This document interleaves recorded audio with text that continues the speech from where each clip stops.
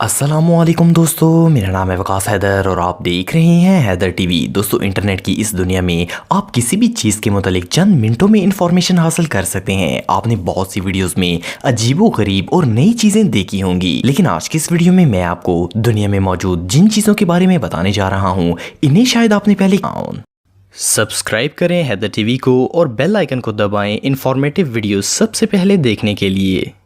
Number 8, whale heart. दोस्तों, आप सब ये बात तो जानते होंगे कि व्हेल दुनिया का सबसे बड़ा क्रीचर है। खास करके ब्लू व्हेल का साइज एक्सट्रीमली ह्यूज होता है। एक नॉर्मल ब्लू व्हेल भी 1.5 लाख किलो वजनी होती है और इसका साइज 95 फुट तक होता है। इसका मतलब ये है कि ये 9 मंजिला इमारत जितनी बड़ी होती है। यकीनन इतने बड़े जानवर के बॉडी पार्ट्स भी मैसिव साइज के होंगे। लेकिन क्या आपने कभी इमेजिन किया है कि एक व्हेल का दिल कितना बड़े साइज का होगा? 2017 में कनाडा के एक बीच पर एक ब्लू व्हेल मरी हुई पाई गई। बायोलॉजिस्ट्स ने इस डेड व्हेल को एग्जाम करने का फैसला किया। जब इन्होंने इसे काटकर इसका दिल बाहर निकाला तो सब लोग हैरान हो गए। इससे पहले कभी भी किसी व्हेल का दिल नहीं देखा गया था। ये इतना बड़ा था कि इसे प्रिजर्व करके टोरंटो के एक म्यूजियम में रखा गया। आप बिलीव नहीं करेंगे कि इस व्हेल के दिल का वजन 200 किलो से ज्यादा था। ये दुनिया में आज तक देखा गया सबसे बड़ा हार्ट है। ये सच में अल्लाह ताला की कुदरत की अजीम निशानी है। Number 7, surface of moon. दोस्तों, जब भी हम किसी को खूबसूरत समझते हैं तो हम इसका कंपैरिजन चांद से करते हैं। इस बात में कोई शक नहीं है कि चांद बहुत ही खूबसूरत लगता है और जिस दिन आसमान पर फुल मून हो तो वैसे ही रोमांटिक फीलिंग आना शुरू हो जाती है। लेकिन आप इस बात को जानकर काफी डिसअपॉइंट होंगे कि चांद की सरफेस में कुछ भी खास नहीं है। इवन इसकी सरफेस इतनी बोरिंग है कि वहां डेड वोल्केनो, इंपैक्ट क्रेटर्स और हार्ड लावा के अलावा कुछ नहीं होता। साइंटिस्ट के मुताबिक चांद के कुछ हिस्से तो इतने डार्क हैं कि इन्हें आज तक एक्सप्लोर नहीं किया जा सका। रिसर्चर्स के मुताबिक मून सरफेस पत्थरों और लावा डस्ट लेयर पर मुश्तमिल होती है। टेक्निकली अगर मजनू लैला को चांद लाकर भी दे दे तो इसका कोई फायदा नहीं होगा, क्योंकि ये मून लैला के किसी काम का नहीं है। बहरहाल जो भी हो, दूर से ये बहुत ही प्यारा लगता है। Number 6, transmission lines. दोस्तों, इलेक्ट्रिसिटी दुनिया की सबसे खतरनाक चीजों में से एक है। इवन एक स्मॉल शॉक भी इंसान की जान ले सकता है। हम सब डेली रोड्स पर जाते हुए ये पावर लाइंस देखते हैं, लेकिन क्या आपको पता है कि इन ट्रांसमिशन लाइंस पर वर्कर्स कैसे काम करते हैं? ऑफ कोर्स हर चीज की तरह इनको भी मेंटेनेंस की जरूरत होती है। लाइन वर्कर्स डेली बेसिस पर इस टेरिफाइंग सिचुएशन का मुकाबला करते हैं। इन वर्कर्स को 115 किलोवाट की वायर्स को ड्रैग करना पड़ता है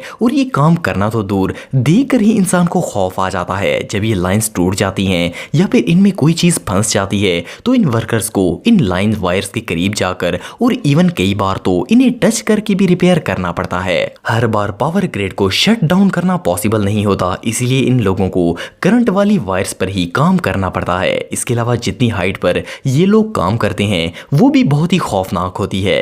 रियली ये जॉब करना हर किसी की बस की बात नहीं है। Number 5, fireworks. दोस्तों, आजकल किसी भी खुशी के मौके पर फायरवर्क्स का इस्तेमाल किया जाता है। इवन अब तो ये एक सेलिब्रेशन साइन बन चुका है। इन फायरवर्क्स की शुरुआत 1000 साल पहले चाइना के अंदर हुई थी और फिर इनमें डेवलपमेंट होती गई। हम सभी शादियों पर या मुख्तलिफ फंक्शंस में फायरवर्क्स का जबरदस्त व्यू लेते हैं, लेकिन क्या आपको पता है कि ये कलरफुल फायरवर्क्स आसमान में जाकर ये नज़ारा कैसे देते हैं? वेल, इस तरह का ये नज़ारा लेने के लिए सबसे पहले एक डिजाइन बनाया जाता है। इस फायरवर्क के हर पटाखे में गन पाउडर का इस्तेमाल किया जाता है। इसके अलावा इस गन पाउडर को हवा में लॉन्च करने के लिए इस डिजाइन में पोटाशियम नाइट्रेट का इस्तेमाल किया जाता है, जो कि इन पटाखों को हवा में शूट करता है। इन फायरवर्क्स में सबसे कूल रोल कलर्स का होता है। इनमें कलर्स लाने के लिए बर्निंग साल्ट का इस्तेमाल किया जाता है। अगर आप आम नमक यूज करेंगे तो येलो कलर आएगा और इसके अलावा मुख्तलिफ बर्निंग मेटल साल्ट्स डिफरेंट रंग में ब्लास्ट होते हैं और हवा में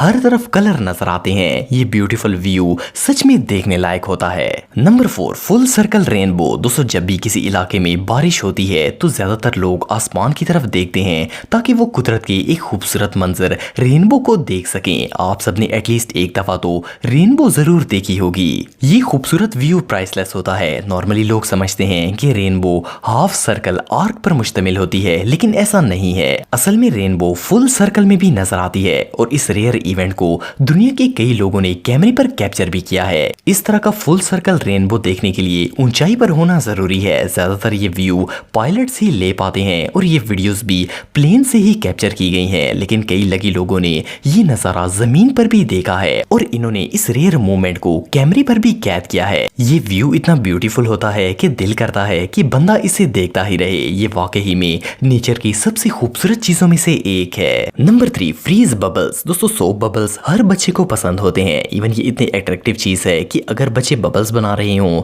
तो बड़े भी इन्हें पॉप करने से बाज नहीं आते। नॉर्मली जब कोई बबल बनाता है तो वो इतना नाजुक होता है कि हाथ लगाने पर या फिर किसी चीज से टकराकर फट जाता है। लेकिन क्या आपको पता है कि आप इस स्लिम बबल को फ्रीज करके एक क्रिस्टल बॉल बना सकते हैं? सुनने में तो ये इम्पॉसिबल लगता है पर ऐसा रियल में किया जा सकता है और ये कोई मुश्किल काम भी नहीं है। ये आम सा बबल जब फ्रीज हो जाता है तो बहुत ही अनयूजुअल और खूबसूरत लगता है। एक्सपर्ट्स ने इन बबल्स को ना सिर्फ फ्रीज किया बल्कि इस पूरे प्रोसेस की वीडियो भी कैप्चर की है। जब आप किसी बर्फानी इलाके में एक बबल बनाकर बर्फ पर रखने में कामयाब हो जाते हैं तो बर्फ का टेम्परेचर इसकी सरफेस को फ्रीज करके आइस क्रिस्टल बनाना शुरू कर देता है। ये बबल फ्रीज होकर ना सिर्फ प्यारे लगते हैं बल्कि इनके बनने का प्रोसेस भी बहुत कूल होता है। Number 2, build towers. दोस्तों अगर आप कभी किसी पहाड़ी इलाके में गए हो तो आपने नोट किया होगा कि पहाड़ों की चोटियों पर बिजली के बड़े बड़े पोल्स होते हैं। इन पोल्स को देखकर एक बार तो दिल में ख्याल आता है कि पहाड़ की सैकड़ों फुट ऊंचाई पर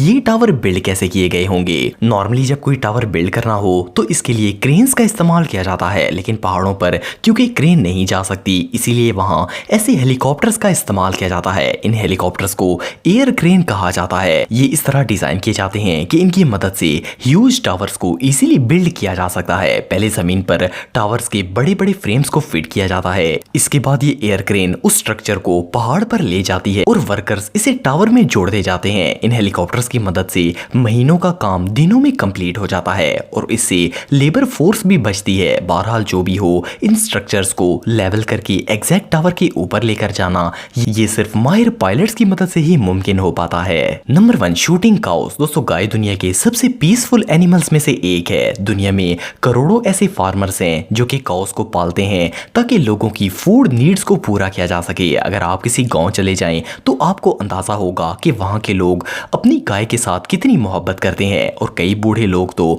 गाय भैंस के बगैर रह ही नहीं सकते। पर क्या आप इमेजिन कर सकते हैं कि एक फार्मर अपनी 20 काउस को गोली मारकर हलाक कर दे? ये टेरिफाइंग इंसिडेंट जनवरी 2020 में ऑस्ट्रेलिया के अंदर पेश आया था।